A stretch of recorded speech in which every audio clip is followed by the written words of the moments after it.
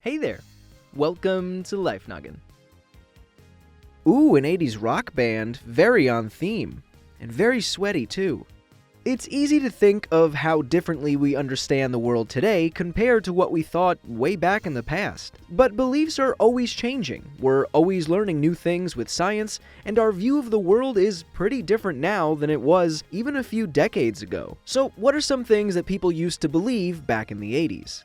Well, one belief was that things like aluminum cans and foil were linked to Alzheimer's disease. This mainly came about after research from the 60s and 70s showed elevated levels of aluminum in the brains of people with Alzheimer's, making people think that any amount of aluminum they were getting from their dietary habits was ramping up their risk. But hold on, let's take a look at what we know now. In general, the National Institute of Aging notes that an increasing age is the most important known risk factor for Alzheimer's, with the number of people with the disease doubling every 5 years beyond the age of 65. They went on to say that late-onset Alzheimer's, which is the most common form of Alzheimer's, is probably caused by a combination of genetic, environmental, and lifestyle factors. So does any of that leave the door open for aluminum being a potential cause? Well, according to more recent studies, researchers have failed to show that aluminum plays any significant role in causing Alzheimer's disease. So while there may still be a bit of mystery here on this one, the evidence just isn't there to confirm this is true.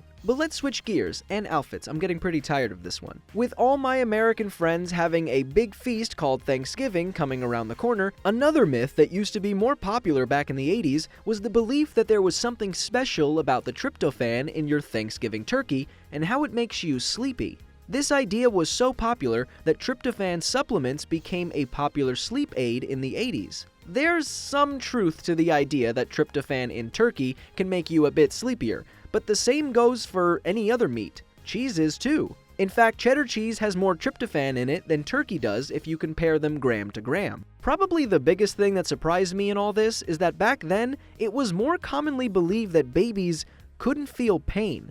Yeah.